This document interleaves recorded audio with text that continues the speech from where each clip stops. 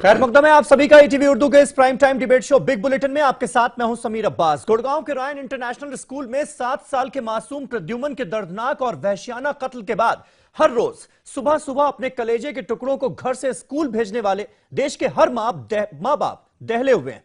Parents बच्चों को school भेजने में डर रहे हैं। देश के एचआरडी मंत्री प्रकाश जावड़ेकर तक कह रहे हैं कि वो इस घटना के बाद रात भर सो नहीं पाए क्योंकि उनकी पोती भी स्कूल जाती है। देश की सबसे बड़ी अदालत ने भी आज इस मामले को बेहद गंभीरता से लेते हुए तुरंत इसकी सुनवाई की और सेंटर की मोदी सरकार, हरियाणा सरकार, सीबीएसई और सीबीआई को नोटिस जारी कर स्कूलों में बच्चों की हिफाजत के इंतजामों पर 3 हफ्ते के अंदर जवाब दाखिल करने को कहा। साफ कहा गया कि यह नोटिस केवल एक स्कूल या केस के लिए नहीं, देश के सभी स्कूलों को लेकर है।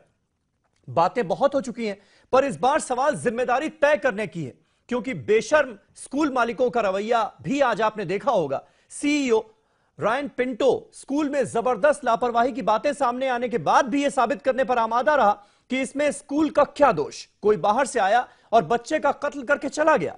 क्या इतनी मामूली है हमारे बच्चों की जान, जिनमें पूरे परिवार की जान बसती है? आखिर कब मासूमों के साथ लापरवाही करने वाले स्कूलों के लापरवाह मालिकों और मैनेजमेंट पर गिरेगी गाज? वो कब होंगे गिरफ्तार? कब उनके स्कूलों को करेगी सरकार टेक ओवर? कब होगी ऐसे स्कूलों की मान्यता रद्द? क्या यह केस बन पाएगा नजीर? क्या स्कूलों में महफूज रहेंगे हमारे बच्चे? इसी पर करेंगे बात अपने तमाम खास मेहमानों से, लेकिन सबसे पहले यह रिपोर्ट। रायन स्कूल में मासूम का कत्ल, दिल्ली के एक स्कूल में बच्ची से रेप। क्या स्कूल में महफूज हैं हमारे बच्चे? आखिर बच्चों को तहफ्फुज कहां मिलेगा?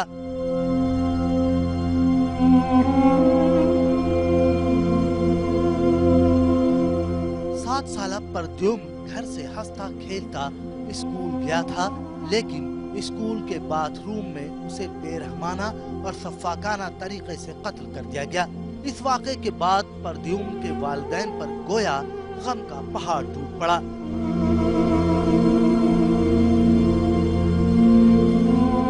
जाहिर है किसी भी माँ बाप के लिए इससे बड़ा गम क्या हो सकता है। प्रद्युम्न की वालिदा का रो रो कर बुरा हाल है। वालिदैन अरबाब इक़्तिदार से इंसाफ की फरियाद कर रहे हैं। आप सबसे पहले उनको अरेस्ट करो और हम कुछ नहीं जानते हैं। मेरे को सीबीआई चाहिए और मेरा बच्चा का असली चीज क्या था, क्यों हुआ उसके तहत ऐसा, मेरे को वो चीज पता करना है बस। गुरुग्राम के रायन इंटरनेशनल स्कूल में 7 साल के बच्चे का बेरहमी से कत्ल मामले में स्कूल इंतजामिया के 2 सीनियर अफसरान को गिरफ्तार कर लिया गया है। मामले में कुछ दीगर टीचर्स से भी पूछताछ की जा रही है। फिलहाल स्कूल बंद है। बच्चों के वालिदैन सरापा एहतजाज हैं। कत्ल की जांच कर रही एसआईटी को कई खामियों का पता चला है। जांच टीम की रिपोर्ट के मुताबिक 1-2 नहीं बल्कि कई सतह पर लापरवाही बरती जा रही थी। एसआईटी के मुताबिक स्कूल में सीसीटीवी लगाने में गड़बड़ी की गई थी।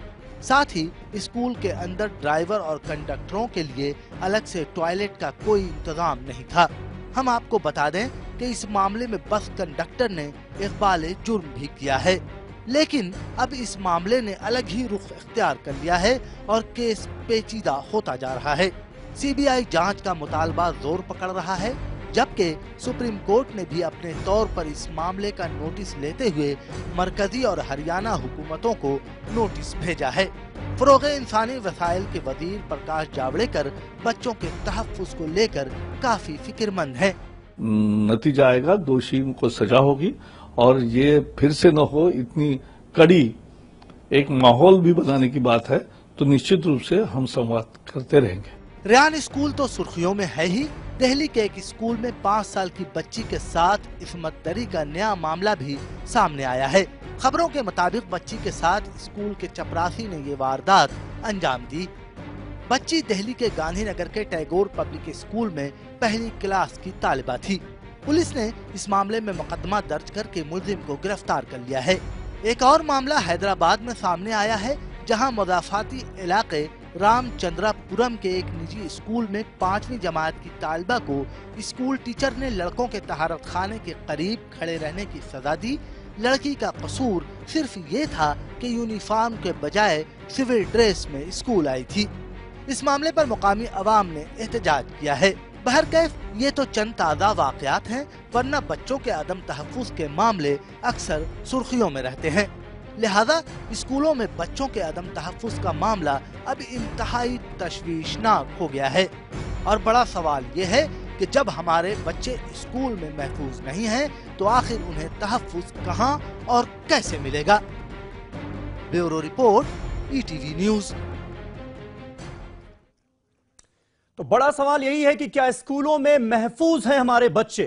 इसी पर बातचीत करने के लिए हमारे साथ खास मेहमानों का पैनल जुड़ चुका है। हमारे साथ भारतीय जनता पार्टी के स्पोक्स पर्सन शलभमणि त्रिपाठी मौजूद हैं। लखनऊ से वो हमारे साथ इस बहस का हिस्सा हैं। ऋचा पांडे हमारे साथ मौजूद हैं, आम आदमी पार्टी की स्पोक्स पर्सन। इसके अलावा जूही सिंह हमारे साथ मौजूद हैं, आज समाजवादी पार्टी की स्पोक्स पर्सन है और साथ ही साथ चेयरपर्सन है commission for protection of child rights की, वो भी हमारे साथ लखनऊ से ही मौजूद है। यूपी की वो चेयरपर्सन है। इसके अलावा अतुल श्रीवास्तव साहब हमारे साथ मौजूद हैं पेरेंट्स एसोसिएशन से, और आरसी जैन साहब जो कि पब्लिक स्कूल एसोसिएशन के चेयरमैन हैं, वो भी हमारे साथ इस बहस का हिस्सा हैं। थोड़ी देर में आपको वो स्क्रीन पर नजर आएंगे। अतुल, मैं आपसे जानना चाहूंगा, ये जो कुछ गुड़गांव के स्कूल में हुआ, ये कोई नई बात तो नहीं है क्या? अगर मैं ये कहूं कि तकरीबन हर स्कूल का यही हाल है पूरे देश में, आप किसी भी स्कूल में चले जाइए, छोटे से छोटा स्कूल हो या बड़े से बड़ा स्कूल हो, जहां पर लाखों रुपए फीस देकर हम अपने बच्चों का एडमिशन कराते हैं, हालात, केयरलेसनेस आपको यही मिलेंगे। समीर, आप बिल्कुल सही कह रहे हैं। दिक्कत यह है कि ये घटना इतनी दर्दनाक और दुखद है। उससे ज्यादा निराशाजनक बात यह है कि ये घटनाएं लगातार होती जा रही हैं और 2 साल पहले भी हुई थी, 1 साल पहले भी हुई थी, अभी अरमान का केस हुआ, प्रद्युमन का केस हुआ जी। लेकिन 3-4 दिन के मीडिया में आंधी के बाद ये फिर थम जाता है और स्कूल फिर वही अपने रवैये पे आ जाते हैं। इसका मुझे इससे निर्भया की याद आती है। क्या उसके बाद रेप रुक गए? क्या मोलेस्टेशन रुक गए? बच्चियों के साथ भी रेप हो रहे हैं। तो हम लोग एक सिस्टम के आदी हो गए और गलती पूरे सिस्टम की है। इसमें भ्रष्टाचार और सारा इतना कुछ है कि इसमें कुछ हो पाना बहुत मुश्किल लगता है। मैं आपको एनसीआर का ही एक उदाहरण देता हूँ जी। यहाँ पर करीब 150 स्कूल हैं। एक स्कूल 100 से 120 करोड़ का पूरा फी का कलेक्शन करता है। इतना बड़ा ये स्कूल माफिया है कि इसके आगे ना प्रशासन कुछ बोल पाता है, ना कोई अधिकारी बोलता है और ना ही कोई नेता बोलता है। मतलब कुल मिलाकर क्या ये नेक्सस है क्या? अगर मैं गलत वर्ड का इस्तेमाल नहीं कर रहा हूं, एजुकेशन में माफिया और पॉलिटिकल लोगों के बीच का ये नेक्सस है क्या, जिसकी कीमत आम आदमी चुका रहा है? बिल्कुल बिल्कुल ये नेक्सस है। मैं आपको एक और चीज बताता हूं कि जो अभिभावक इसके अगेंस्ट थोड़ी सी आवाज भी उठाते हैं उनको दंड दिया जाता है। मैं अपने ही स्कूल का एग्जांपल देता हूं। हमारे स्कूल में बेसमेंट में क्लासेस लगती थी। हमने उसके अगेंस्ट आवाज उठाई, हमने कई जगह शिकायतें की, ज्वाइंट डायरेक्टर एजुकेशन को भी लिखा। हुआ यह कि बेसमेंट क्लासेस तो बंद हो गई, उसके बाद एसी डिसफंक्शन थे।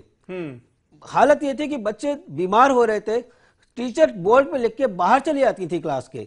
जब शिकायतें कर करके उसको ठीक कराया, जो अभिभावकों ने शिकायतें की थी उन बच्चों को टीसी थमा दी गई। और टीसी किस बेस पर थमा दी गई कि एनुअल और डेवलपमेंट चार्ज नहीं दिया। ज्वाइंट डायरेक्टर एजुकेशन हमको लिखता है कि annual charge, development charge school नहीं ले सकता। 1 बार नहीं, 2 बार नहीं, 3 बार लिखा, पर स्कूल उसको मानने को तैयार ही नहीं है। डीएम को शिकायत करते हैं, कमिश्नर को शिकायत करते हैं, तो कमिश्नर कहता है मैं कुछ नहीं कर सकता, सीबीएसई करेगी। सीबीएसई से शिकायत करते हैं, सीबीएसई कहते हैं हम तो रेगुलेटिंग बॉडी हैं, 650 एम्प्लॉइज, हम क्या करेंगे, ये तो एजुकेशन तो स्टेट मैटर है, स्टेट करेगा। दोनों फुटबॉल खेलते। ठीक है, शलभमणि त्रिपाठी मुझे लगता है हमारे साथ जुड़ गए हैं। शलभ, इस सवाल का मुझे लगता है आपको जवाब देना चाहिए। एक तो केयरलेस एटीट्यूड स्कूल प्रशासन का, एडमिनिस्ट्रेशन का, उसके ऊपर से तुर्रा ये कि जब कोई अभिभावक या पेरेंट्स स्कूल की नाकामियों के खिलाफ या जो लापरवाही बरती जा रही है सुरक्षा को लेकर, या फिर फीस बढ़ी हुई फीस का मामला हो, एएनडी चार्जेस का मामला हो, जब कोई अभिभावक आवाज उठाता है तो उनके बच्चों को भी दंड देना शुरू कर दिया जाता है। यानी सीधे सीधे सरकारी आदेश को चुनौती दी जा रही है और सरकार बैठी देख रही है। यही हाल एनसीआर का है, यही हाल जो हम और जगहों की बात करें, खासतौर पर यूपी की बात की जाए या फिर हरियाणा की बात की जाए, इन जगहों का तो हाल यही नजर आता है। ऐसा क्यों? नहीं समीर, बिल्कुल हम आज जिस विषय पर चर्चा करने के लिए यहाँ पर बैठे हैं, निश्चित तौर पे बहुत ही दुखद घटना है और मुझे लगता है कि हर कोई इस घटना को लेकर बहुत दुखी है, चाहे वो हरियाणा में रहता हो चाहे हरियाणा के बाहर रहता हो। अपने आप में इससे ज़्यादा दुखद कुछ भी नहीं हो सकता। जहाँ तक बात अभी मैं सुन रहा था कि ये उठाई गई कि स्कूल प्रशासन की लापरवाही है, निश्चित तौर पर ये जो घटना है, आप देखिए इसमें शुरुआती दौर में जो भी चीज़ें सामने आई हैं, निश्चित तौर पे स्कूल प्रशासन की जवाबदेही है और उनकी लापरवाही है। उनकी लापरवाही कहीं ना कहीं इस पूरी घटना का कारण बनी है। आपने एक बात कही अपने शुरुआत में ही, मैं ये मानता हूं, व्यक्तिगत तौर पे मेरा भी मानना है कि कहीं ना कहीं एक नेक्सस है। वो एक नेक्सस ऐसा चलता है कि स्कूल के लोग हैं, कई बार बच्चों को पढ़ाना होता है वहां पर, कई बार जो अभिभावक होते हैं खुलकर विरोध नहीं कर पाते, लेकिन मुझे लगता है कि उसको लेकर एक शुरुआत हुई है। उत्तर प्रदेश की अगर बात करेंगे तो इस बार भी सरकार ने यहाँ पर कोशिश की है कि जो फीस को लेकर एक इशू चल रहा था उसको लेकर एक कमेटी बनाई गई है और वो कमेटी अपनी रिपोर्ट दे रही है। हरियाणा की जो घटना हुई है माफ कीजिएगा, हरियाणा की जो घटना हुई है उसको लेकर भी देखिए स्कूल प्रशासन के 2 लोग जेल भेजे गए हैं, 2 लोगों की गिरफ्तारी हो चुकी है और मुझे लगता है कि एक संदेश देने की सरकार ने भी कोशिश की है कि ऐसी जो घटना हुई उस घटना को किसी भी लेवल पर बर्दाश्त नहीं करेंगे और निश्चित तौर पर बहुत लेकिन मैसेज जो भी नहीं जाएगा ना कि स्कूल के 2 कर्मचारियों को गिरफ्तार कर लिया गया, सारा ठिकाना उनके ऊपर फोड़ दिया गया। दरअसल यहां पर मसला यह है कि देश चाहता इस बार यह है कि मैनेजमेंट, जो स्कूल मैनेजमेंट है, उसके खिलाफ कार्रवाई हो ताकि कोई कड़ा से कड़ा मैसेज जाए, ऐसी घटनाएं दोबारा ना हो, यह केस कम से कम एक नजीर बने। इसकी कोशिश क्या नहीं होनी चाहिए? हमने सुना आज रायन पिंटो साहब जो इस स्कूल के सीईओ हैं, वो साफ साफ आज इतनी सारी लापरवाहियों की बात सामने आने के बावजूद भी ये दोहराते रहे कि स्कूल का तो दोष है नहीं, एक शख्स बाहर से आ गया, उसने हत्या कर दी स्कूल की, इसमें स्कूल का क्या दोष? ऐसे बेशर्म बयान देने वालों पर का अंजाम क्या होना चाहिए? उनके खिलाफ कार्रवाई क्यों नहीं होनी चाहिए? वो गिरफ्तार क्यों नहीं होने चाहिए? नहीं, निश्चित तौर पे कार्रवाई होनी चाहिए और देखिए वो बयान क्या दे रहे हैं। बतौर आरोपी भी वो अपना बयान देने के लिए उनको अधिकार है, वो बयान दे सकते हैं, लेकिन जैसा कि आपने कहा कि देश चाहता है कि कार्रवाई हो, निश्चित तौर पे देश चाहता है और हम सब भी चाहते हैं कि इसमें जो भी लोग जिम्मेदार हैं उनके खिलाफ कार्रवाई हो। और जहां तक मेरी जानकारी है कि शायद उन्होंने कोर्ट की भी शरण ली है कि उनको कोई अग्रिम बेल मिल जाए, उनको गिरफ्तारी के खिलाफ कोई आदेश मिल जाए, और ये शायद वो इसीलिए कर रहे हैं क्योंकि पुलिस ने उनके खिलाफ भी जी डिमांड इसीलिए की है क्योंकि उनको लग गया है कि पुलिस उनके खिलाफ कार्रवाई करने जा रही है, प्रशासन उनके खिलाफ कार्रवाई करने जा रहा है। अगर उनको ऐसा नहीं लगता तो वो बेल के लिए नहीं जाते, वो एडवांस बेल के लिए वहां पर नहीं जाते, पर उनको लगा है। और जिन 2 लोगों को गिरफ्तार किया गया वो कर्मचारी नहीं है, बल्कि वहां पर सीनियर लेवल पे जो लोग थे उनको गिरफ्तार किया गया है, जो मैनेजमेंट का पार्ट थे। जहां तक मुझे जानकारी है कि HR मैनेजर अरेस्ट हुए हैं और एक कोई और अरेस्ट हुए जो काफी सीनियर लेवल पे वहां पे मैनेजमेंट का पार्ट हुआ करते हैं। तो निश्चित तौर पर कार्रवाई होगी। ऋचा पांडे हमारे साथ मौजूद है, आम आदमी पार्टी की स्पोक्स पर्सन। ऋचा जी, मैं आपसे जानना चाहूंगा, यही स्कूल, इसी स्कूल की दिल्ली ब्रांच, वसंत कुंज ब्रांच में इसी तरह का हादसा होता है। आपकी सरकार ने उसको लेकर कहा यह जा रहा है कि अगर स्कूल के खिलाफ सख्त कदम उठाए होते, मैनेजमेंट के खिलाफ कार्रवाई होती, तो शायद ये अपना सिस्टम सुधारते और ऐसी घटना दोबारा नहीं होती।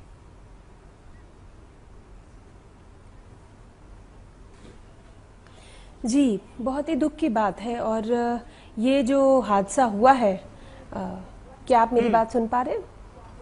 जी जी। हेलो, क्या मैं बोल सकती हूँ? जी, बहुत ही ये जो दर्दनाक हादसा है, ये केवल प्रद्युम्न का हादसा नहीं है। हम सबके भी बच्चे हैं, मैं भी माँ हूँ, आप सबके भी फैमिलीज में बच्चे हैं। हमारे किसी भी बच्चे के साथ कभी भी देश में कोई भी इस तरह का हादसा हो सकता है, और फिर भी हम अपने बच्चों को प्राइवेट स्कूल हो या ऐसे बड़े बड़े संस्थान हैं वहां भेजने के लिए मजबूर हैं। तो अगर हम उन्हें वहां भेजते हैं और उन पे कोई कार्रवाई नहीं हो पाती है क्योंकि शायद उनके पॉलिटिकल लिंक्स बहुत मजबूत हैं। अगर रेयान स्कूल के बारे में देखें तो 120 के करीब इनकी देश भर में ब्रांचेस हैं और इस वक्त 3 लाख से ज्यादा बच्चे इनके स्कूलों में पढ़ रहे हैं। तो रेयान का में ये पहली बार नहीं हुआ है, 1.5 साल पहले एक बच्चा पानी की टंकी में डूब के उसकी मृत्यु हो गई थी, और शायद तब भी मैं आपके चैनल पे आई थी। और उसके बाद एक बच्ची स्कूल की बस से उतरे और उल्टी तरफ उतार दी, और रेयान की ही बस थी वो, और उसने बच्चे को कुचल दिया। उस पर उस वक्त भी कोई एक्शन नहीं हुआ, क्योंकि शायद जो रेयान के ओनर्स हैं, जो पिंटो जी हैं, वो भारतीय जनता पार्टी के बहुत शीर्ष के नेतृत्व में आते हैं। तो जब इतना पॉलिटिकल क्लाउट है किसी का, उस पे कोई भी सरकार एक्शन नहीं ले पा रही है। हम ये देख रहे हैं कि जिन लोगों का पॉलिटिकल क्लाउट होता है, हमने राम रहीम जी के भी केस में देखा कि एक टाइम के बाद पॉलिटिकल क्लाउट होने वाली संस्थाओं पर सरकारें भी कुछ एक्शन नहीं करती हैं। उनके बीजेपी के साथ संबंध है, आम आदमी पार्टी के साथ संबंध नहीं थे ना। फिर वसंत कुंज वाले केस में मैनेजमेंट के खिलाफ कड़ी कार्रवाई, कड़ा एक्शन क्यों नहीं लिया गया? यही बात तो मैं आपको समझाने की कोशिश कर रही हूं कि जो केंद्र शासित बीजेपी के नेताओं के स्कूल चल रहे हैं, उस पे दिल्ली सरकार कैसे एक्शन ले, क्योंकि जो पुलिस है वो भी उन्हीं के अंडर है। और आज राजनीति का दिन नहीं है, यहाँ राजनीति की बात नहीं होनी चाहिए, पर ये बात सच है कि जब इतनी मोटी मोटी फीस वसूलने वाले स्कूल हमारे बच्चों को सुरक्षा नहीं दे पाते हैं, चाहे वो किसी भी सरकार के अंडर हो, उनके ऊपर एक्शन होना चाहिए। चाहे वो हैदराबाद का केस हो, या वो गुड़गांव का केस हो, या वो क्यों ना दिल्ली का केस हो। दिल्ली में तुरंत एक्शन लिया गया है। आज मनीष सिसोदिया जी ने भी बोला है कि सीसीटीवी कैमरे लगने चाहिए सारे दिल्ली के स्कूलों में, और लग भी रहे हैं। और उसकी 3 हफ्ते के अंदर रिपोर्ट उनके टेबल पे आनी चाहिए, और जो स्कूल नहीं रिपोर्ट देंगे उन पे तुरंत कार्रवाई होगी, चाहे वो प्राइवेट स्कूल हो, चाहे वो सरकारी स्कूल हो, और वो चाहे दिल्ली सरकार के हो या एमसीडी के हो। तो इस तरह का एक्शन लेना चाहिए। परंतु मैं ये नहीं कह रही हूं, ये तो एक तात्कालिक उपाय हो रहा है, इलाज हो रहा है। एक लॉन्ग टर्म सोल्यूशन क्या है? लॉन्ग टर्म सोल्यूशन की तरफ हमारे बच्चे, संविधान ने उनको स्पेशल स्टेटस दिया हुआ है, वो देश का स्पेशल एसेट है। जापान में एक छोटी सी बच्ची के लिए पूरी ट्रेन जाती है और उसको पिकअप करती है और शाम को वापस उसे ड्रॉप करने आती है। पर हमारे देश में सैकड़ों बच्चे ऑक्सीजन की कमी से मर जाते हैं, हमारे बच्चे स्कूलों में दफना दिए जाते हैं और मर जाते हैं, परंतु उस पे हमारे प्रधान मंत्री जी भी चुप रहते हैं। तो ये थोड़ी सी सोचने की बात है कि इसको कितना सीरियसली लिया जा रहा है। और ये भी एक बात है कि संवेदनहीन हो गए हैं वो, इसलिए क्योंकि किसी के ऊपर अकाउंटेबिलिटी नहीं है। सबको पता है कि छोटे स्तर पे काम करने वाले। मुबीन जहरा जी, क्या नजर आता है आपको? यहां पर बात हो रही थी पॉलिटिकल और ये एजुकेशन माफिया का एक नेक्सस है, जिसके चलते ये गठजोड़ इतना मजबूत हो चुका है कि आम अभिभावकों की सुनवाई होती नहीं है। आप कहते कहते मर जाइए कि ये लापरवाही हो रही है, वो लापरवाही हो रही है। आज ही अतुल जी बैठे हुए हैं, प्रेसिडियम इंदिरापुरम इतना बड़ा स्कूल है, उसमें जब ये गए तो 70 सीसीटीवी कैमरे लगे हुए, तो उसमें से चल रहे थे 30-32 ही। इतना कुछ होने के बावजूद भी समीर अब्बास जी, मुझे लगता है कि आज आपने ये मुद्दा उठाया है और इस मुद्दे पे बात कर रहे हैं, बहुत बड़ी बात है। लेकिन मैं यहाँ पे एक बहुत ही पता नहीं मुझे ये शब्द यूज करना चाहिए कि नहीं चाहिए, लेकिन ये सरासर बेशर्मी है और सरासर बदतमीजी है। और मुझे लगता है कि ये जो प्राइवेट स्कूल्स हैं इनके ऊपर कोई किसी भी तरह का, अभी मैं सुन रही थी एक पार्टी की जो है आपके पैनल में, ऋचा जी बता रही थी कि हमने ये किया वो किया। हाँ। बहुत अच्छी बात है। और आपको क्या लगता है, क्या रूल्स एंड रेगुलेशंस नहीं है? क्या डायरेक्टिव्स नहीं दिए गए? पुलिस ने, गुड़गांव पुलिस ने डायरेक्टिव्स दिए थे बच्चों की सिक्योरिटी को लेकर स्कूल में, उसकी बिल्कुल कोई पाबंदी नहीं, वो लोग कुछ नहीं मान रहे थे। हाँ। बिल्कुल इनके ऊपर किसी भी तरह का कोई जोर नहीं चल रहा है। और उस पे सोने पे सुहागा ये होता है कि पॉलिटिकल पार्टी से उनके गठजोड़ हो जाते हैं, लोकल लीडर से गठजोड़ हो जाते हैं। तो ये एक बड़ा मेस है, ये कोई एक सिंगल प्रॉब्लम नहीं। हाँ। उसके बाद मैं एक बात और कहना चाहूंगी समीर साहब कि मुझे शर्म आ रही है। और मैं आज मैंने देखा कि रायन इंटरनेशनल स्कूल के जो सीईओ हैं उन्होंने एक रिकॉर्डेड मैसेज भेजा है। मैं ये जानना चाहूंगी कि ये रिकॉर्डेड मैसेज से पहले उनको उस बच्चे के घर जाना चाहिए था। अगर आप अपने स्कूल के बच्चों की कामयाबी का श्रेय लेते हैं तो आपकी भी जिम्मेदारी है कि आप उनकी सिक्योरिटी के बारे में भी जिम्मेदार। आरसी जैन साहब, पब्लिक स्कूल एसोसिएशन को आज आप रिप्रेजेंट कर रहे हैं। क्या आपको लगता है कि जिस तरह की जानलेवा लापरवाही इस स्कूल के कैंपस में बढ़ती गई, इस स्कूल की मान्यता रद्द होनी चाहिए? जी नहीं, देखिए, मैं यहाँ सॉल्यूशन के लिए हम लोग बैठे हैं। और जब ये आपने देखा था कि 1.5 साल पहले जब इस प्रकार की घटना घटी थी, तो मैंने बहुत सारे चैनल के माध्यम से कहा था कि इसको रोकना पड़ेगा, क्योंकि इसकी मैनेजमेंट दिल्ली से बहुत ज्यादा दूर बैठी है और उसका पूरे स्कूल पे वाच है नहीं। एक स्कूल बना दिया, उसमें एक प्रिंसिपल उसके ऊपर इंचार्ज बना के छोड़ दिया, जिसका कारण है पूरी तरह से वो ध्यान नहीं दे पाए। उस समय भी अगर आज जितना इसके ऊपर बहस हो रही है, अगर उस समय उसको ध्यान दिया जाता तो शायद आज प्रद्युमन हमारे बीच में होता। और जहां तक बात है कि देखिए, दुख है इस बात का कि आज हमारे बीच में प्रद्युमन नहीं रहा, आज हमारे बीच में अरमान सहगल नहीं रहा, आज हमारे बीच में दिव्यांश नहीं रहा। पर इसके लिए पूरी स्कूल फ्रेटर्निटी को आप इस प्रकार से कटघरे में लाके खड़ा करेंगे तो कोई भी समाज सेवी इस प्रकार से समाज में आकर के और शिक्षा के क्षेत्र में आगे नहीं आएगा। मुझे याद है जब हम पढ़ा करते थे, समाज सेवा हो पा रही है, ये बिजनेस बन चुका है ना, एजुकेशन माफिया हो गए सारे के सारे, लाखों रुपए फीस ली जाती है और केयरलेसनेस इतनी है कि बच्चे की जान खतरे में होती है। ये समाज सेवा हो रही है क्या? ये नॉन प्रॉफिट ऑर्गेनाइजेशंस काम कर रहे हैं क्या स्कूल के नाम पर? जगत को एक कटघरे में लाके खड़ा कर दिया है। अच्छा काम होता है तो बिल्कुल आप खड़े कटघरे में, आपकी जिम्मेदारी थी उस बच्चे की सेफ्टी। इन स्कूलों ने कभी अच्छा भी जैन साहब, अगर आज के दिन भी आप कटघरे में नहीं खड़े होंगे तो कब होंगे? सच्चाई हम नहीं देखिए, मैं मानता हूं कि हमारे लैप्सेज हैं, इसके लिए हम अंदर से अपराधी बोध अपने आप को महसूस करते हैं कि अपराध हमसे हुआ है, हमारी मैनेजमेंट से अपराध हुआ है, कहीं ना कहीं ये स्कूल का लैप्सेज रहा है जो इस प्रकार की घटना घटी है। जिस प्रकार से मैं देख रहा था कि उस बाथरूम में कितनी गंदगी थी, वहां उसकी खिड़की शीशे टूटे पड़े थे, तो ये मैं मानता हूं लैप्सेज हुए हैं और उस लैप्सेज के कारण ही आज इतना बड़ा हादसा हुआ। अगर इस मामले में मेरा कहना 1.5 साल पहले दिल्ली की सरकार मान लेती और वो ये नहीं कहती कि ये केंद्र की सरकार की जिम्मेदारी है या उस सरकार की जिम्मेदारी है, एजुकेशन स्टेट का मामला, अगर उस समय दिल्ली की सरकार कोई भी हो, मैं इस बारे में नहीं जाना चाहता, अगर उस समय कड़े एक्शन ले लेती, किसने इनको कड़े एक्शन लेने से रोका? पर मेरा मानना यह है कि यहाँ पे हमें ये सॉल्यूशन ढूंढना चाहिए कि इस प्रकार की दोबारा पुनरावृत्ति न हो, जिसके लिए मेरे पास कई सॉल्यूशन है। पहला सॉल्यूशन सबसे पहले तो आपको ढूंढना पड़ेगा ना, सॉल्यूशन सबसे पहले आपको ढूंढना पड़ेगा, क्योंकि अभिभावक जब बताते हैं, पेरेंट्स जब बताते हैं तो स्कूल एडमिनिस्ट्रेशन को वो बातें बुरी लग जाती है। हम वही बता रहे हैं, लाखों रुपए फीस लेना अच्छा लगता है, लेकिन पेरेंट्स के सजेशन सुनना अच्छा नहीं लगता। सर वही मैं बता रहा हूं। जूही सिंह जी, मैं आपके पास आऊंगा, एक छोटा सा ब्रेक ले रहा हूं आपकी इजाजत से। ब्रेक के बाद मैं ये जरूर जानने की कोशिश करूंगा कि protection of child right commission जो है, जूही सिंह जिसकी चेयरपर्सन है, उसका अब क्या राइट बनता है और वो किस तरह से एक्शन ले रहा है, खासतौर पर यूपी में। एक छोटा सा ब्रेक ले रहे हैं, ब्रेक के बाद फौरन होते हैं हाजिर। तमाम खास मेहमान हमारे साथ बने हुए हैं।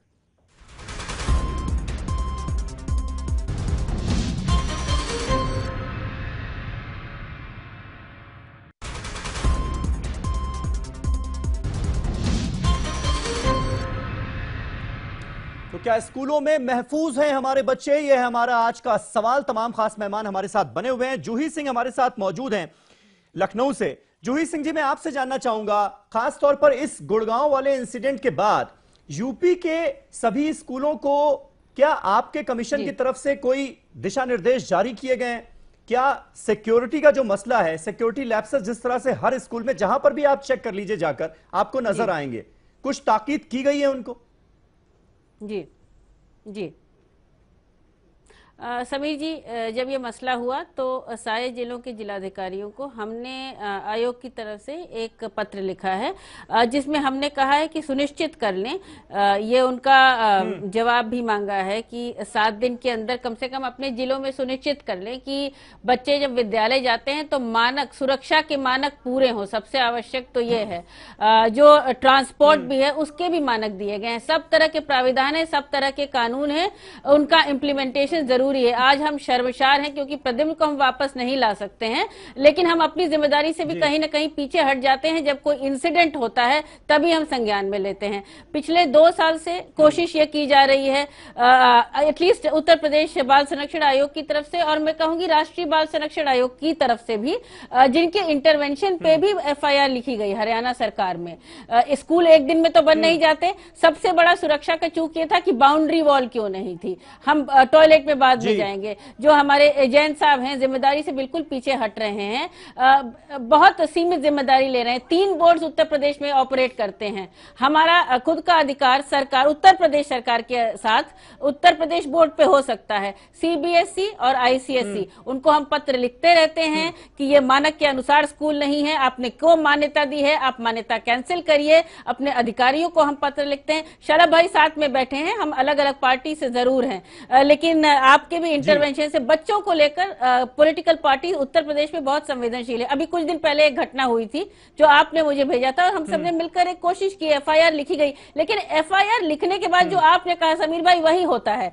टीचर को निकाल दिया जाता है, टीचर को सस्पेंड कर दिया जाता है और बात ठंडे बस्ते में डाल दी जाती है। हमने स्कूल्स को इन्वाइट किया था, जो फीस वृद्धि वाला मसला आपने कहा है कि आप लोग एक पत्रकार साथी के साथ स्कूल्स आप भी आइए, आप बताइए कि क्यों आप फीस बढ़ा रहे हैं, क्या आपको आवश्यकता है। वही स्कूल आए जो मानक को फॉलो करते हैं। बहुत सारे स्कूल जो बड़े बड़े स्कूल हैं, बिल्कुल नेक्सस है और नेक्सस सभी पॉलिटिकल पार्टीज का है। तो आवश्यक है कि सभी जगह जो अच्छे लोग हो वो मिल बैठकर, ये हमारे भविष्य का मसला है। आज हमारे माननीय प्रधानमंत्री ने बच्चों की उम्मीद, बच्चों की भविष्य की बात की है। जब बच्चे रहेंगे ही नहीं तो हम भविष्य किसका सुरक्षित करेंगे।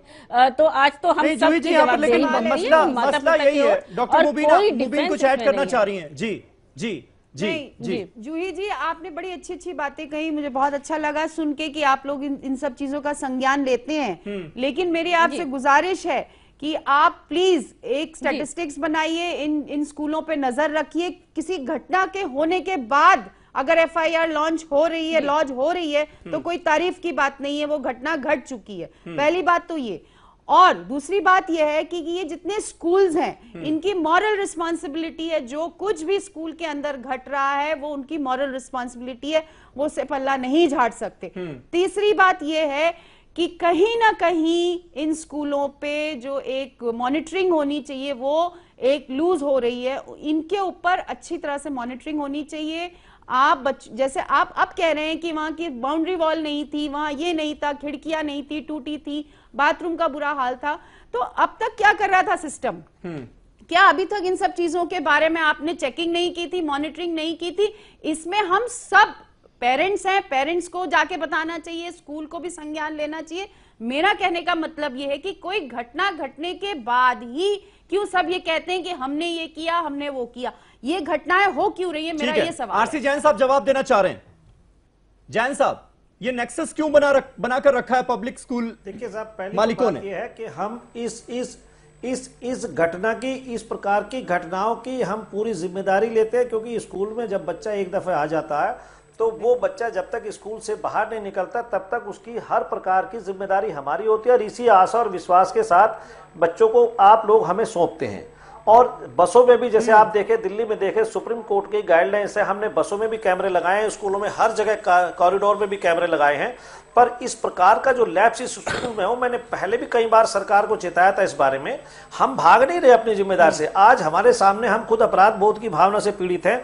हमें, क्योंकि मेरे अपने ग्रैंडसन भी पढ़ने जाते हैं, मेरे अपने भाई भतीजे भी पढ़ने जाते हैं, मुझे खुद ये डर लगता है। पर कहीं ना कहीं हमें एक चीज जरूर माननी पड़ेगी कि किसी एक स्कूल या 2 स्कूल की गलती के लिए पूरे हिंदुस्तान में लाखों ऐसे लोग हैं जो पूरी समर्पण की भावना से एजुकेशन दे रहे हैं। हमें ठीक है, बहुत लोग समर्पण की भावना से काम कर रहे हैं। जैन साहब, मैं इनकार नहीं करता, मैं नहीं भाग रहा हूं जिम्मेदारी से, लेकिन कड़े एक्शन की जरूरत है या नहीं है? बहुत सारे आज जो आप सिचुएशन देख रहे हैं, मेरी सुन लीजिएगा सर। जय साहब, ये बताइए ना सर, एक मिनट। अब इससे बड़ी बात, जो एसआईटी, मैं इधर उधर की बात नहीं करता, जो एसआईटी की रिपोर्ट है 3 दिन की, वो ये कहती है कि सेम टॉयलेट था बच्चों के लिए, मालियों के लिए, कंडक्टर के लिए, ड्राइवर्स के लिए। मतलब इससे बड़ी लापरवाही और क्या हो सकती है सर? खिड़कियां टूटी हुई हैं, सीसीटीवी कैमरे काम नहीं कर रहे, 4 दीवारी टूटी हुई है, कोई भी आ सकता है, बाथरूम की खिड़की टूटी हुई है। सर इस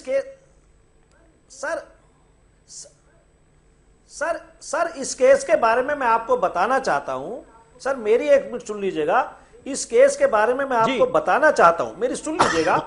मैंने जब ये 1-1.5 साल पहले प्रद्युमन की मौत हुई थी, उस समय मैंने खुद सरकार से कहा था कि मैनेजमेंट अपने स्कूलों पे ध्यान नहीं दे पा रही है, इस मैनेजमेंट के साथ आपको कुछ एक्शन लेना चाहिए। उस समय अगर मेरी बात सुन ली जाती, इनके सारे स्कूलों के ऊपर एक दफा एक्शन ले लिया जाता, तो ये घटना नहीं घटती। पर ठीक है, ऋचा जी जवाब दीजिए। मेरी वही सवाल देखिए घूमकर फिर आ गया आपके सामने कि उस वक्त आपने एक्शन क्यों नहीं लिया? ठीक है, पुलिस अपना काम कर रही थी, पुलिस आपके अंडर में नहीं, हम सब समझते हैं, लेकिन दिल्ली सरकार के पास जो अथॉरिटी थी, समझ नहीं आ रहा है कि शिक्षा तो इनके अंडर में है दिल्ली की। जी ठीक है, शिक्षा व्यवस्था इनके अंडर दिल्ली की है। समीर जी मैं जवाब ले लीजिए। आरसी जैन जी क्या बोल रहे हैं? आरसी जैन जी जवाब ले लीजिए। आरसी जैन जी जवाब ले लीजिए, कोई भाग नहीं रहा है, सब चैनल पे बैठे हुए हैं। सबसे बड़ी बात तो ये है कि जब दिल्ली सरकार कोई काम करती है, जैसे कि हमने फीस बढ़ी हुई फीसों को रोकने का काम किया।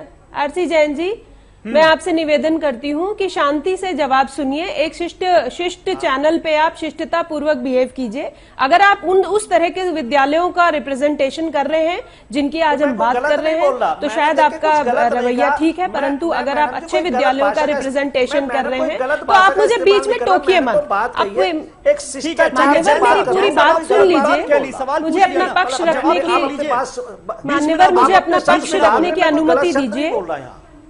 समीर जी ने मुझे समय दिया है, मुझे अपना पक्ष रखने की अनुमति दीजिए और कृपया बीच में टीका टिप्पणी ना करें, बाद में आप जरूर पूरा जवाब दे सकते हैं। तो सबसे बड़ी बात यह है कि जब दिल्ली सरकार बढ़ी हुई फीस के लिए मैंडेट जारी करती है, तो बहुत सारे स्कूलों ने पॉलिटिकल प्रेशर भी लगाया और बहुत सारे स्कूल कोर्ट भी गए हैं। और ऐसा नहीं है कि दिल्ली सरकार स्कूलों को छोड़ रही है, दिल्ली सरकार हर कदम पे विद्यालयों के साथ खड़ी है और उनको देख रही है, उन्हें मॉनिटर कर रही है, उन पे बहुत दबाव भी है स्कूलों पे। बहुत बड़ी एक लॉबी है जो दिल्ली सरकार के अगेंस्ट है। मनीष सिसोदिया जी इस पे जी जान से रात दिन काम कर रहे हैं। जो अभी ये केस दिल्ली में भी एक हुआ और हमने और भी केसेस में देखा है कि लोग वेरिफिकेशन नहीं करते हैं, उसके लिए हम मास ड्राइव भी चला रहे हैं। मैं ये नहीं कह रही हूं कि ये काफी है या ये बिल्कुल सही है, पर आपका ये कहना कि दिल्ली सरकार दबाव नहीं बना रही है, दिल्ली सरकार काम नहीं कर रही है, ये सरासर गलत है। 2.5 सालों में दिल्ली की शिक्षा व्यवस्था जितनी सुधरी है, उतनी जितनी सरकारी स्कूलों की शिक्षा व्यवस्था सुधरी है, और जो प्राइवेट स्कूलों से अभिभावक परेशान थे वो काबिले तारीफ है। आपको जो दुनिया में अच्छी चीजें कर रहा है उसको एक बार शाबाशी भी दे देनी चाहिए, हमेशा इस तरह की क्रिटिसिज्म नहीं करनी चाहिए। दूसरी बात यह है कि सीसीटीवी लगाए जाते हैं सारे विद्यालयों में, बहुत सारे सीसीटीवी काम नहीं करते, उन्हें मॉनिटर करने की बात है। हम आज ये बात कर रहे हैं कि क्या नहीं हुआ है, परंतु क्या होना चाहिए उस पर कौन सी सरकारें काम कर रही हैं। हमारे प्रधानमंत्री तो ऐसे हैं कि गोरखपुर में हजारों बच्चों की मृत्यु हो गई, उसको कहते हैं ये प्राकृतिक आपदा है, और वो भी लाल किले की चारदीवारी पे खड़े होके। तो हमें तो ये शर्म आ रही है कि हम इस ऐसे संवेदनशील माहौल में रह रहे हैं जहां कोई भी अकाउंटेबिलिटी लेने को तैयार नहीं है, प्राकृतिक आपदा बोल देते हैं। ये भी हो सकता है रेयान स्कूल पे आजकल कोई प्राकृतिक आपदा आई है कि इनके स्कूलों में इस तरह की बातें हो रही हैं। तो कृपया इस बात को समझिए कि दिल्ली सरकार बहुत अच्छे से शिक्षा पे काम कर रही है और आगे भी प्रयासरत रहेगी, परंतु दूसरे राज्य जो है वहां भी देखना पड़ेगा। नहीं चाहिए, हमें सीबीआई जांच ही चाहिए। और शायद अगर सुप्रीम कोर्ट ने इंटरवीन नहीं किया होता तो इतनी जल्दी मनोहर लाल खट्टर तैयार भी नहीं होते सीबीआई जांच के लिए।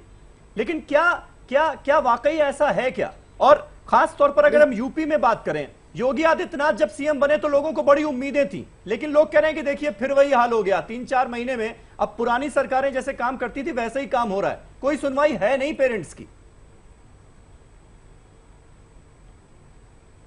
नहीं समीर, देखिए पहली बात तो ये कि ये विषय राजनीति का विषय नहीं है और इस पर राजनीति नहीं होना चाहिए, जैसा हमारी बहन कोशिश कर रही है कि हर मुद्दे को घुमा फिरा कर वो राजनीति के केंद्र में ले जा रही है। घटना बहुत दुर्भाग्यपूर्ण है, इसमें कोई दो राय नहीं है। जहां तक बात सीबीआई जांच की बात है तो मुख्यमंत्री ने ये स्पष्ट कर दिया है कि परिवार बच्चों की जान पे राजनीति नहीं है और ना हम इसको प्राकृतिक आपदा बता रहे हैं। तो सीबीआई जांच होगा, ये भी आपकी जानकारी होगा समीर जी कि 24 घंटे के भीतर पुलिस ने केस को वर्कआउट किया है, जो आरोपी था वो गिरफ्तार किया गया है। कुछ तकनीकी पहलू होते हैं कई बार, पुलिस क्योंकि इस केस को लेकर बहुत आगे बढ़ चुकी है, कस्टडी रिमांड मिल चुका है, उससे पूछताछ चल रही है, माननीय अदालत ने कस्टडी रिमांड दिया है, और ऐसे वक्त में बीच वक्त में सीबीआई ऑर्डर करने के कुछ तकनीकी ऐसे पहलू हो सकते हैं जिनका आरोपी पक्ष को फायदा हो सकता है। लिहाजा सरकार अगर परिवार सरकार के लोग चाहते हैं कि सीबीआई जांच ही हो तो 100% सीबीआई जांच होगी, इसमें कोई दो राय की बात नहीं है। खुद मुख्यमंत्री जी ने आज परिवार से बात की है, लेकिन आपको यह पता है कि 24 घंटे के अंदर पुलिस ने कार्रवाई की और तमाम सारे तथ्य भी सामने आ रहे हैं। जहां तक उत्तर प्रदेश की बात है तो उत्तर प्रदेश को लेकर बिल्कुल उत्तर प्रदेश की जहां तक बात है, उत्तर प्रदेश की भी जो चीजें हैं, जैसा कि जूही जी ने बताया। ठीक है, एक सवाल और सुन लीजिए। अतुल श्रीवास्तव हमारे साथ है पेरेंट्स एसोसिएशन से। यूपी में ये खुद क्या झेल रहे हैं, स्कूलों की कमियां उजागर करते हुए और लाखों रुपए फीस देने के बाद। खुद इनसे सुन लेते हैं ना पहले। शैला जी, इस चैनल के माध्यम से आपसे पूछना चाहता हूं कि आपके ही आदेशों का पालन कौन करेगा? आपके ही जॉइंट डायरेक्टर एजुकेशन एक चिट्ठी देते हैं कि annual charge, development charge school नहीं ले सकता, उसके बाद भी स्कूल टीसी काट देता है। योगी आदित्यनाथ जी आते हैं 29 तारीख को, कहते हैं कि मैं अभिभावकों का दर्द समझता हूं। 2 दिन के लिए बच्चों को जाने देते हैं, उसके बाद फिर गेट पर खड़े करके वाइस प्रिंसिपल कहती है उन बच्चों के सामने कि अभिभावक ये भिखारी है, फीस नहीं दे सकते। इस तरह की लैंग्वेज यूज की जाती है और आपकी गवर्नमेंट, आपके डीएम, आपके कमिश्नर कोई इस पर एक्शन लेने से मना कर देते हैं। क्या आपकी सरकार, क्या आपका प्रशासन आपके ही आदेशों का पालन न करने वालों का कोई एक्शन नहीं ले सकता? मुझे लगता है बहुत बहुत बहुत मूल सवाल है ये, क्योंकि पेरेंट्स लगातार ये प्रॉब्लम्स झेल रहे हैं। सीबीएसई में जाते हैं शिकायत करने के लिए तो कहा जाता है कि ये तो एजुकेशन तो स्टेट सब्जेक्ट है, स्टेट गवर्नमेंट के ऑफिशियल्स के पास जाइए, स्टेट गवर्नमेंट के ऑफिशियल्स सीबीएसई भेजते हैं। नहीं, बिल्कुल देखिए, आपने जो बात बताई है वो जानकारी में सरकार के, और उसको लेकर ऐसे स्कूलों को नोटिस जारी किया गया है। उनसे ये पूछा गया है कि उनकी मान्यता क्यों ना खत्म कर दी जाए। उत्तर प्रदेश की बात मैं बताऊं कि गरीब बच्चों के लिए कोटा होता है कि प्राइवेट स्कूल गरीब बच्चों को पढ़ाएंगे, पर यह भी आया था कि कुछ स्कूल, प्राइवेट स्कूल गरीब बच्चों को नहीं पढ़ा रहे हैं। उन स्कूलों को भी नोटिस जारी किया गया है कि उनकी मान्यता क्यों ना खत्म कर दी जाए। ये आपकी जो समस्या है, इस समस्या को लेकर सरकार काम कर रही है, ये जानकारी में सरकार के है, लेकिन क्योंकि एक पूरा सरकारी एक प्रोसेस होता है ताकि कल को वो कोर्ट जाकर ये ना कहे कि उनको हरेस्ट किया जा रहा है, किसी तरीके से उनको प्रताड़ित किया जा रहा है। लिहाजा एक कन्वर्सेशन चल रहा है, उस कन्वर्सेशन के तहत उनको नोटिस जारी किया गया और ये कहा गया है कि उन्होंने जिस तरीके से कुछ नियमों को नहीं माना है, क्यों ना उनकी मान्यता खत्म कर दी जाए और क्यों ना उनके खिलाफ मुकदमा दर्ज कर दिया जाए। एक लीगल प्रोसेस है, उनका जवाब लेना भी इसलिए जरूरी है कि कल को कोर्ट जा सकते हैं, कोर्ट में जाकर वो कह सकते हैं। जूही जी, क्या वजह है कि स्कूल जो है वो इस तरह के रवैये पर आमादा हो गए? और क्यों ना ये समझा जाए कि भाई अंदर अंदर मिली भगत है, कहीं ना कहीं शय मिली हुई है इन लोगों को, तब ये बर्ताव कर रहे हैं इस तरह का अभिभावकों के साथ। समीर जी बिल्कुल मेरी विगत है, जो अभिभावक हैं वो बात सही कह रहे हैं। हमारे पास भी एक पत्र आया है, शिकायती पत्र है कि एक स्पेशली एबल्ड बच्चे को नोएडा में एडमिशन देने से मना कर दिया। जिलाधिकारी ने उस पर इंक्वायरी कर अब रिपोर्ट भेज दी। अब बाल संरक्षण आयोग उसको मुख्य सचिव को लिखेगा। अब देखिए कब वो एक्शन होता है। तो हम एक्चुअली फाइलों को घुमाते हैं। और एक बात मैं समीर जी आपके माध्यम से निवेदन करूंगी कि जिन विद्यालयों को नोटिस भेजा गया है कि ये शिक्षा का अधिकार नहीं फॉलो कर रहे हैं, मैं अपने जनप्रतिनिधियों से कहती हूं कि वहां मुख्य अतिथि बनकर तो मत जाएं, इतना तो कर दें। ये तो आपके ऊपर आपका खुद का जिम्मेदारी है, आप पे संतुलन है कि वो बुके वहां पकड़ने न जाएं। हमारी बहन कह रही थी कि सचमुच इनको निरीक्षण करने की आवश्यकता है। कभी कभी ऐसा भी होता है कि हम बहुत कुछ भिड़ जाते हैं सरकार से, किसी भी सरकार से मैं बात करूं, क्योंकि वो संवेदनशीलता जिले स्तर पे नहीं है। एक एसएमसी होनी चाहिए हर स्कूल में, स्कूल मैनेजमेंट कमेटी, जिसमें अभिभावकों का प्रतिनिधित्व होना चाहिए, उनकी बात उठनी चाहिए।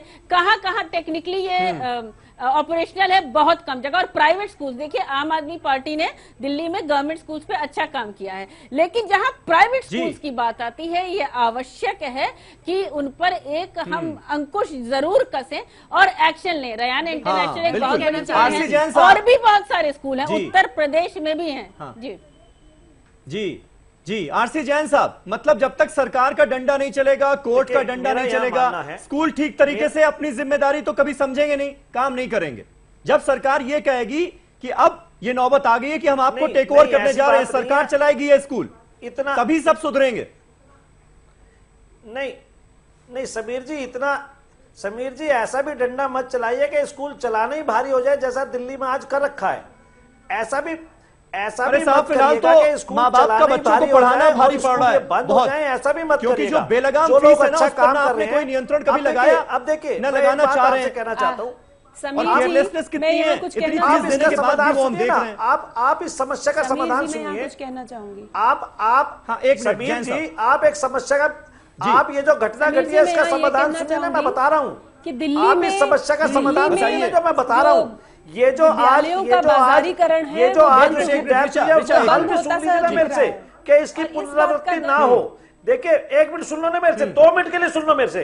मैं ये कहना चाहता हूँ, मैं ये कहना चाहता हूँ कि जैसे दिल्ली में स्कूलों में पेरेंट्स टीचर एसोसिएशन होता है, प्लीज अगर यहाँ पे बीच में ना बोले, जैन साहब कंप्लीट कर ले फिर आपके पास तो ये आऊंगा। जी, घटना घटती नहीं थी। पेरेंट्स टीचर एसोसिएशन को मजबूत करने की जरूरत है जैसे दिल्ली में है। और दूसरी बात है कि दिल्ली में तो इतना मुश्किल कर दिया है स्कूल चलाना कि आप देखना आने वाले सेशन में करीब 400 स्कूल बंद हो जाएंगे।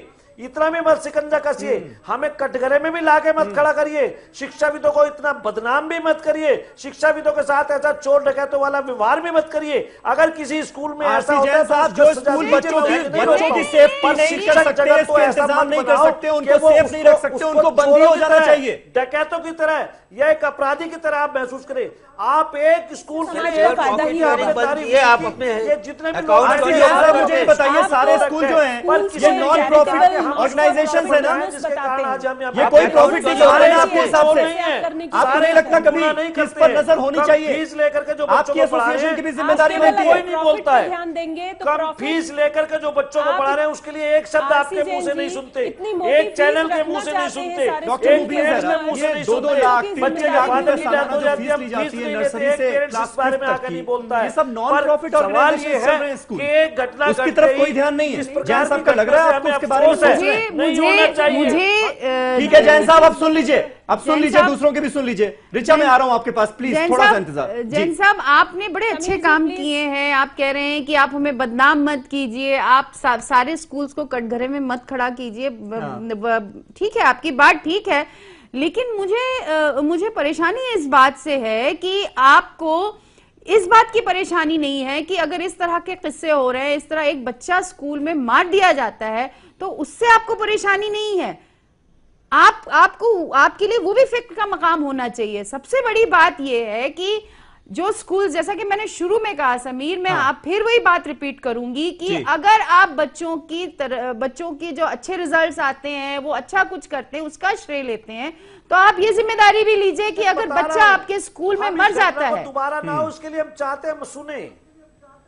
कैसे नहीं होगी? आप कह रहे हैं कि आपने पिछली घटना में ये किया, फिर ये घटना हो गई, फिर खुदा ना खास्ता अगर अगली घटना होगी तो आप कह रहे हैं कि मैंने इस घटना में ये किया था। दे रहा हूँ, ये घटनाएं रुक क्यों नहीं रही है जैन साहब? मैं सुझाव दे रहा हूँ, आगे से ऐसी हाँ मैं बता रहा हूँ ना। ठीक है रिचा पांडे जी, रिचा जी बोलिए आप। आगे से ऐसी रिचा जी कुछ ऐड करना चाह रही जी। रिचा जी देखिए, हम इंश्योर कैसे करेंगे कि आगे दोबारा ऐसी घटना ना हो? मैं 2 चीजें ऐड करना चाहूंगी, बहुत छोटी सी 2 चीजें ऐड करना चाहूंगी। सबसे पहले तो शिक्षा जो है, अगर शिक्षा को नॉट फॉर प्रॉफिट और चैरिटेबल कॉज की तरह लिया जाता तो इस तरह बाजारीकरण विद्यालयों का नहीं होता। सारे के सारे गवर्नमेंट स्कूल, हमारे सबके पेरेंट्स पहले गवर्नमेंट स्कूल्स में पढ़ते थे और इतने अच्छे तरीके से पढ़ाई करके बहुत अच्छे निकले। और आज हम लोगों के जमाने से जो प्राइवेट स्कूल्स मशरूम हुए हैं, वो एक सिस्टमैटिक तरीके से गवर्नमेंट स्कूल्स को पीछे किया, धकेला गया है ताकि प्राइवेट स्कूल्स पनप सके। और इतना ही नहीं, उनमें मनमाने ढंग से वे उस पे नियम कानून लागू कर सके। जो इतना मोटा पैसा लेते हैं, जो फीस लेते हैं, वो उसके प्रमोटर की जेब में जाता है। तो जब वो पैसा ले सकते हैं, अगर कोई बच्चा अच्छा निकल जाता है तो उसकी वाहवाही लूट सकते हैं, तो उस बच्चे की जिम्मेदारी उस प्रमोटर की है जो वो स्कूल चला रहा है। और अगर वे इस पे कुछ उसके बारे में ध्यान नहीं देते, नियम कानून को दरकिनार रखते हैं और इसे पैसा कमाने का मशीनरी बनाते हैं, तो मेरे ख्याल से पैसा कमाने के लिए और भी बहुत सारे व्यवसाय हैं। विद्यालयों को और अस्पतालों को इसको छोड़ दीजिए, क्योंकि विद्यालय और अस्पताल ही देश की मजबूत। वक्त हमारे पास बहुत कम बचा है। मैं लास्ट कमेंट में आपसे चाहूंगा, क्या आप भरोसा दिला सकते हैं? मैं सुन रहा था आज नोबेल पुरस्कार विजेता कैलाश सत्यार्थी जी को, उन्होंने कहा मुझे कहते हुए बहुत दुख हो रहा है कि हमारे स्कूल, इस देश के स्कूल हमारे बच्चों के लिए सेफ नहीं है। उन्होंने कहा कि मैंने लगातार काम किया कि बच्चे स्कूल जाएं, मैं हमेशा ऐसी बातें करता हूं, लेकिन आज मुझे ये कहते हुए बहुत दुख हो रहा है कि सेफ है ही नहीं हमारे देश के स्कूल। ये कैसे आप भरोसा जगाएंगे? मुझे लगता है आपको ये तय करना होगा कि आप अभिभावकों के साथ हैं, नॉर्मल जनता के साथ हैं, या फिर इन पब्लिक स्कूल मैनेजमेंट्स के साथ हैं। नहीं समीर, देखिए जाहिर तौर पर जो भी इंसान है वो तो इस घटना में इस बच्चे के साथ, इस बच्चे के परिवार के साथ है। स्कूल मैनेजमेंट और तमाम जो चीजें हैं ये लोग तो अपना काम करते रहेंगे, सरकार भी अपना काम करेगी और इस घटना से सबने सबक लिया है। सरकार, सिस्टम, प्रशासन, पुलिस सब अपना काम करेंगे, लेकिन निश्चित तौर पे मैं ये भी कहूंगा कि स्कूल के जो मैनेजमेंट्स हैं उनको भी अपनी आत्मा पर हाथ रखकर, अपने दिल पर हाथ रखकर ये सोचना चाहिए कि एक अभिभावक जो है बच्चे को भेजता है स्कूल में तो उनके भरोसे भेजता है, और इस तरह का वाकया अगर एक भी अगर हो रहा है तो ये निश्चित तौर पर ये बहुत दुखद है, ये कलंक है हम सबके लिए है। ऐसा एक भी वाकया नहीं होना चाहिए। सरकार अपना काम ईमानदारी से करेगी, प्रशासन अपना काम ईमानदारी से करेगा, लेकिन कहीं ना कहीं अतुल जी कुछ उम्मीद जगती है, कुछ उम्मीद जगती है कि कम से कम ये केस नजीर बनेगा। मिलती है इसीलिए प्रद्युमन तो चला गया, वो वापस नहीं आ सकता, वो सन्नाटा उस घर का कभी पूरा नहीं हो सकता, लेकिन ये केस नजीर बनेगा क्या? कुछ सीख ली जाएगी? सर मुझे नहीं पता, क्योंकि अभी पिछले ही वीक हमने अशोक पांडे जी से भी बात की, नवीन श्रीवास्तव जी से, आप सरकार के ही प्रवक्ता थे, उन्होंने हमको भरोसा दिलाया था कि 3-4 दिन में टीसी वापस हो जाएंगी, नहीं हुई। कल से बच्चों के एग्जाम है, बच्चों को स्कूल में एंटर नहीं करने दिया जा रहा। क्या आप हमको आश्वासन दे सकते हैं कि कल उनको बच्चों को स्कूल जाने दिया जाएगा? गैर कानूनी रूप से टीसी इशू की गई है उनको। आरसी जैन साहब सुन रहे होंगे आप, जिन स्कूलों का आप पक्ष ले रहे हैं उनकी हालत क्या है? देखिए, अगर दिल्ली के किसी स्कूल की समस्या है तो मैं गारंटी देता हूं, दिल्ली के किसी स्कूल की समस्या तो मैं गारंटी देता हूं, क्योंकि मैं दिल्ली के स्कूलों को रिप्रेजेंट करता हूं। दिल्ली में कोई आपको गारंटी देने की जरूरत नहीं है आरसी जैन जी, दिल्ली के लोग और दिल्ली के स्कूल बहुत सक्षम है। चलिए, यही गारंटी जो है, यही गारंटी दिल्ली से गाजियाबाद, इंदिरापुरम मेरे ख्याल से बहुत ज्यादा नहीं है, दिल्ली 1-2 के बाहर किलोमीटर के का फासला है, लीजिए। लेकिन सरकारें बदल जाती हैं, इसलिए उम्मीद तो यहाँ पर योगी आदित्यनाथ को दिलानी होगी, और हमें यह भी देखना होगा कि वो कब इस मुद्दे पर वो कब बोलते हैं, उनका कब स्टेटमेंट आता है, और वो कितने संवेदनशील हैं इस पूरे मामले को लेकर, ये हम जानते हैं। बहुत बहुत शुक्रिया आप सभी का हमारे साथ इस डिबेट में पार्टिसिपेट करने के लिए। तो उम्मीद और दुआ बस ये की जा सकती है कि ये केस नजीर बने, आगे ऐसा कोई मामला हमारे सामने ना आए, आगे हमें ऐसी कोई डिबेट ना करनी पड़े, सरकारें इतनी संवेदनशील हो जाएं, इतनी सेंसिटिव हो जाएं। बहुत बहुत शुक्रिया आप सभी का। कल एक नए टॉपिक पर नई डिबेट के साथ हाजिर होऊंगा, तब तक आप तमाम खबरों के लिए देखते रहिए ETV उर्दू।